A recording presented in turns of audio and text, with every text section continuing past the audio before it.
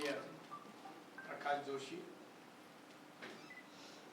या उपस्थित सभी मान्यवर, प्रशिक्षित सभी लेडीज, जेंटलमैन एंड फ्रेंड, मेरा और प्रकाश जोशी साहब का संबंध बोलो, फ्रेंडशिप बोलो, काफी साल से है।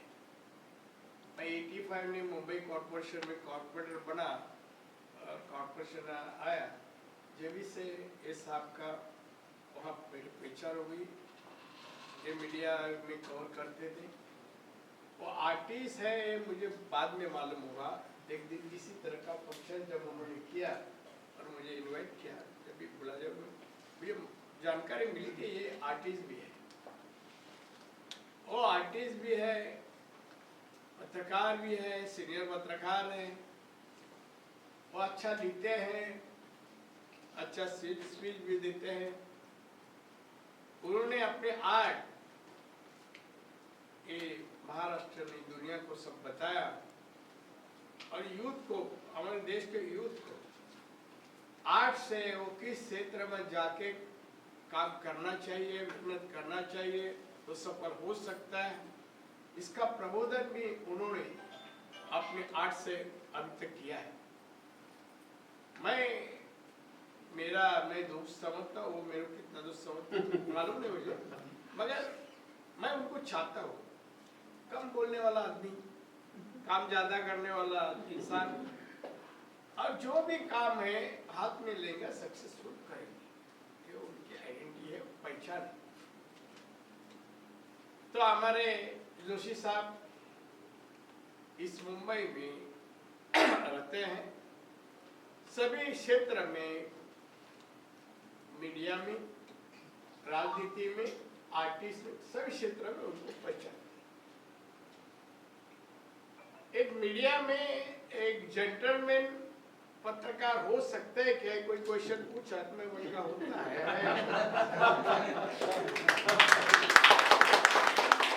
आजकल ये वर्ड भी जेंटलमैन, बहुत सीधा आदमी, सच्चा आदमी कहने को डर लगता है।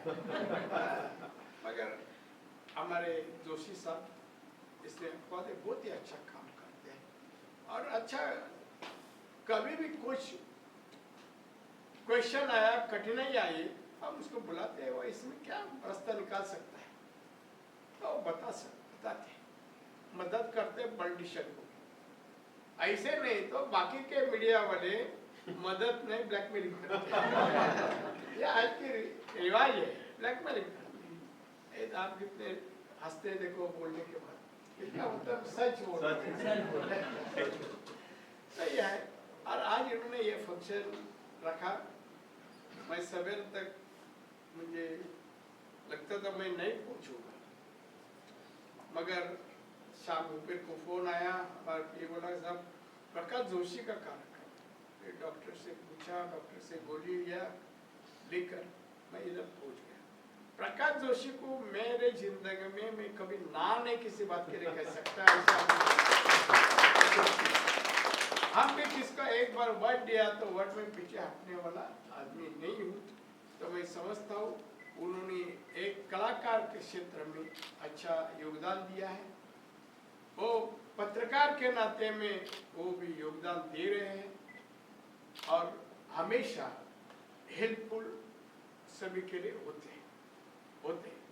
तो आज उन्होंने हमें यहाँ बुलाया है।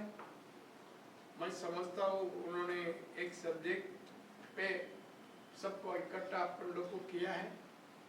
मैं समझता हूँ एक अच्छी बात है। ये समाज के लिए कुछ भी हो, मगर मैं समझता हूँ आपने अपनी अच्छा चीजें लोगों को पहुंचाने का एक आज का माध्यम है।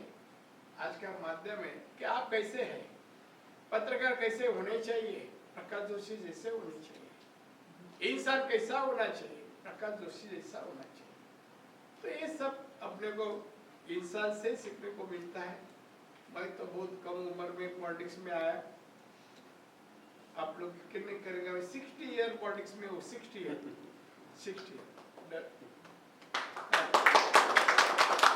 मगर मैं इसलिए महाराष्ट्र से लेकर दिल्ली में अच्छे अच्छे पोस्ट में काम भी कर चुका हूँ।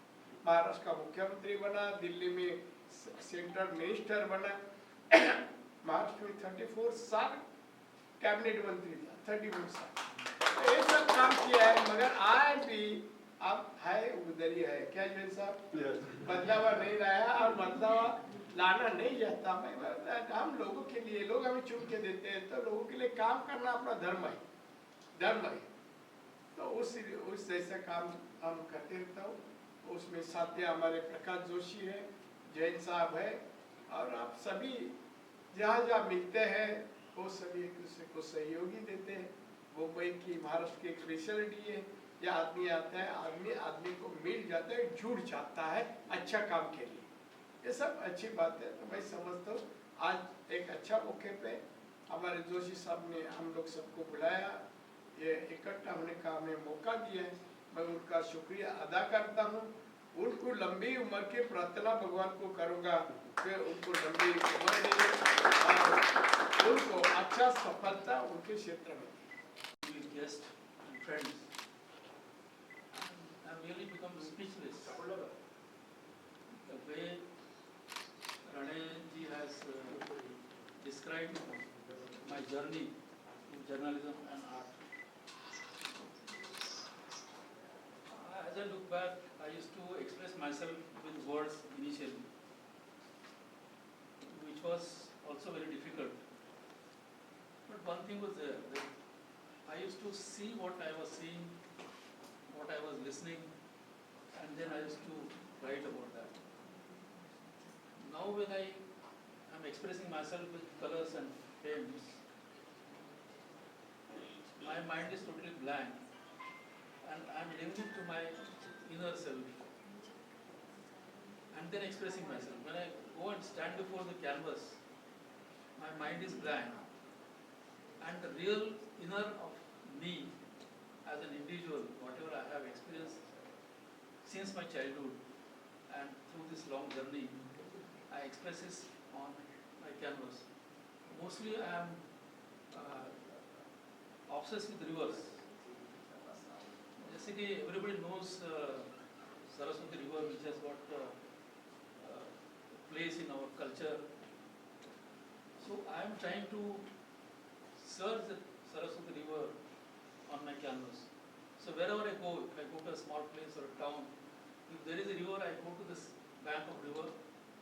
I just sit there and kind of मुझे लगता है कि जो नदी है वो अपने जीवन का प्रवाह जो है वो रिप्रेजेंट करती है। जिस प्रकार से नदी बहती है वैसा अपना जीवन बहना चाहिए। जैसे कि I mean, you must have seen, I have had so many solo shows and participated in group shows, but I have remained away from people whom I knew when I was writing this. He is one of the very few. Like my first show was over, till then nobody knew that I am painting. He was also not knowing, but when he came to know about my other aspect of my expression, then he himself found out where my art gallery is, and he came there and appreciated my work. That is how we are related with each other. Like he really respects people. So I must thank him, and I hope that there will be more people who will work for people and not for themselves. Of course, this is again a political statement, but I think as an artist also should have some views to express about what is happening around. So I hope that this way I am taking our culture and to the all over the world. I have held my exhibitions all over the world, and I found that it is a universal language. Like people, they really know and appreciate it. So thank you everybody for expressing solidarity and love and affection for me. And with these two words, I again thank everybody, especially Shyam Babu and Sarlaji for this very nice exhibition. And take with me. Thank you. And we don't meet people over the years. But if your friendship with a certain person is close enough, the time gap is not important. There is no need of a revival of friendship because friendship exists. This thing exactly happened between me and Prakash Joshi. I knew him as a journalist. His number is saved on my mobile as a journalist, not as a painter. Since then, we know each other.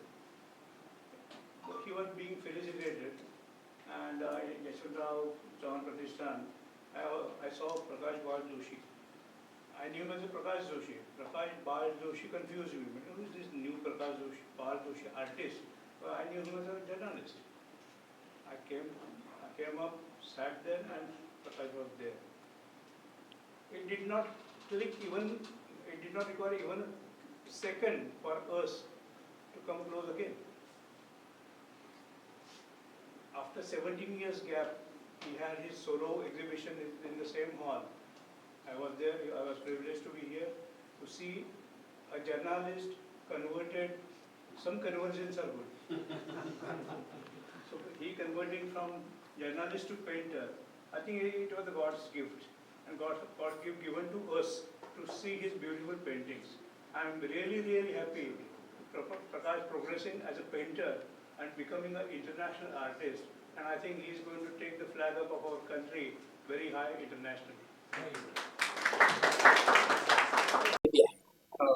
पण प्रकाश जोशी साहेबांना मी राजकारणाचा भाग म्हणून आलो नाही, माणुसकीच्या दृष्टिकोनातून त्यांच्या ह्या कार्यक्रमाला जॉईन झालो. ते भले पत्रकार म्हणून माझी ओळख खरी आहे, त्यांची फार जुनी ओळख आहे, आणि नंतर आर्टिस्ट म्हणून. पण आज मी खऱ्या अर्थाने त्यांनी जे पिक्चर काढलेले आहेत समाजात, देशात, परदेशात, त्या पिक्चरमुळे जो मान सन्मान नाव झाला आहे त्याचं कौतुक म्हणून मी या कार्यक्रमाला जॉईन झालो. मला आनंद वाटला. आपले एक मित्र आज एवढे चांगले आर्टिस्ट बनलेले आहेत, पत्रकार तर आहेतच पण आर्टिस्ट पण आहेत, म्हणून मी आज मुद्दामून आलो आणि मग आलो, भेटलो, अभिनंदन केलं, मला बरं वाटलं. मला एक छोटासा प्रश्न विचारायचा आहे. त्याच्यामध्ये लहानपणी तुम्ही पण चित्र काढलं असाल, आणखी त्याच्यामध्ये पण रंगला असेल, त्याची काही आठवणी वगैरे आहेत का? चित्रकलेची आठवण आहे, पण मी लोकांनी पाहावं असं एक पण चांगलं चित्र काढलं नाही.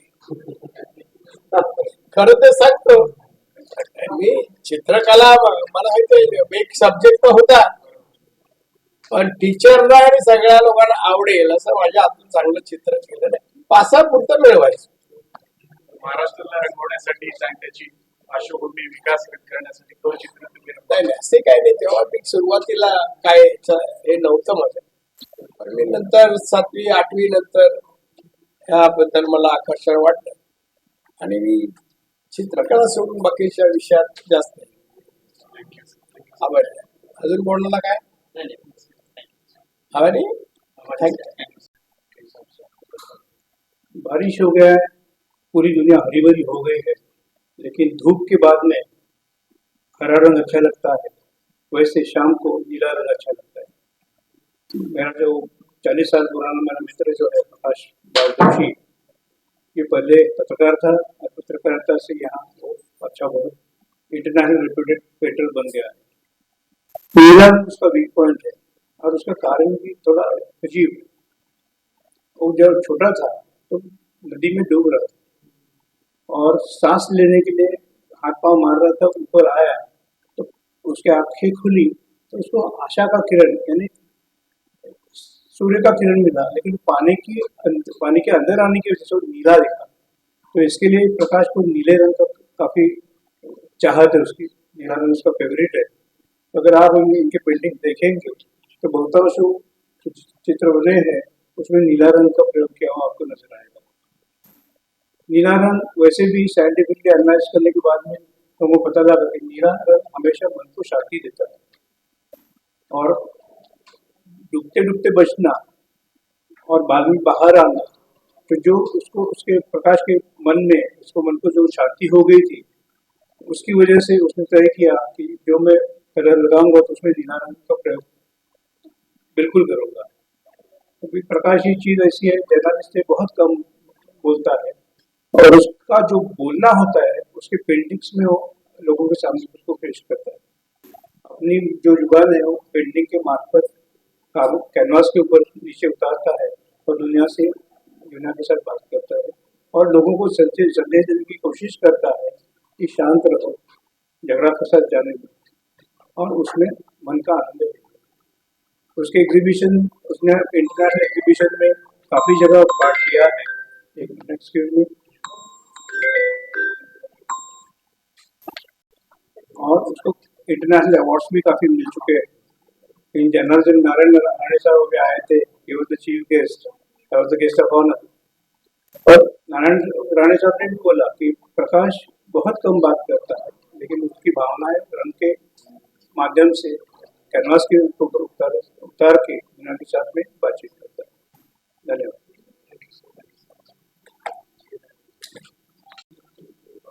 सर, आज के इस पेंटिंग्स एग्जीबिशन के बारे में और इसकी जो पैटर्न है या स्टाइल, इसका क्या पीछे का थॉट है? देखो, मैं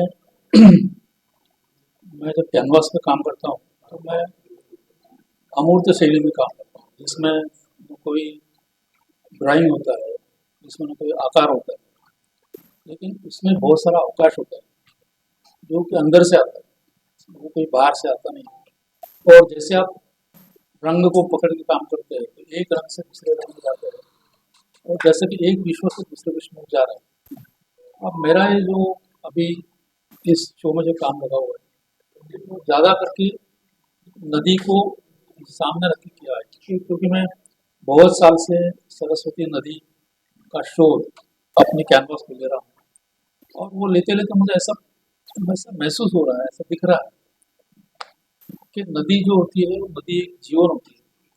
और जिस प्रकार से आप देखते हैं कि अभी 8-15 दिन में आपने पूरा रौद्र अवतार जो होता है निसर्ग का, खास करके नदियों का, वो देखा है आपने, तो इसके पीछे क्या क्या वजह हो सकती है, तो वो भी मैं ढूंढने का प्रयास करता हूँ। जैसे कि नदी के किनारे जाकर बैठता हूँ, देखता हूँ और समझने की कोशिश करता हूँ। तो मुझे ऐसा लगता है कि हमने, मानव समाज ने निसर्ग के साथ बहुत सारा खिलवाड़ किया, और इसकी वजह से अब हमारे सामने बहुत सारी घटनाएं आ रही हैं। तो मैं अपने पेंटिंग के जरिए मैं ये लोगों के साथ मुझे जो एहसास हो वो मैं शेयर करना चाहता हूँ कि भाई हम लोगों को कैसे नेचर के साथ में रह के काम करना चाहिए, जीवन जीना चाहिए। ऐसा मेरा एक प्रयास इस प्रदर्शनी के माध्यम से होता है। पीड़ा किस तरह के भाव है? पीड़ा है, आनंद है, क्या है? आनंद है लेकिन पीड़ा भी है। इस प्रकार से हम लोग आप देखते हैं कि आज की तारीख में पूरा एनवायरनमेंट का पूरा सत्यानाशी लगभग हो गया है। और जैसे कि हम लोगों ने पैंडेमिक के दरमियान देखा कि अगर आप कहीं जाते नहीं आते नहीं तो नेचर जो होता है, निसर्ग जो होता है, वो पूरा रिक्लेम करता है, वो पूरा अपनी तरफ से वो ग्रो होता है। जैसे कि जहाँ पे कोई पंछी नहीं थे, जहाँ पे कोई पेड़ नहीं थे, पौधे नहीं थे, वहाँ पे आप देखोगे कि वो भी अपने आप आपके सामने आते हुए जाते हैं। तो एक प्रकार से निसर्ग के साथ में रहने का मुझे ऐसा लगता है कि बहुत जरूरी है। हम लोग जो पूरे निसर्ग को छोड़ के जो एक कृत्रिम दुनिया में हम लोग जी रहे हैं, सब चीज़ के कृत्रिम है। तो निसर्ग के पास जाने का एक, तो मुझे लगता है कि ये मेरी पेंटिंग जो है देख के जो दर्शक है उनको ऐसा कहीं ना कहीं एहसास होगा कि हम लोग क्या मिस कर रहे हैं, क्या नहीं, क्या चाहिए हमें। ऐसा मुझे लगता है कि ये देख के उनको कहीं ना कहीं समझ आ रहा है। एक लाइन में अगर एक्सप्लेन करना चाहिए इस पेंटिंग को, आपके भावों को किस तरह से? मुझे लगता है कि ये प्यार है, निसर्ग के प्रति मेरा जो प्यार है, जो लगाव है, वो इस कैनवास पे आपको दिखाई देगा।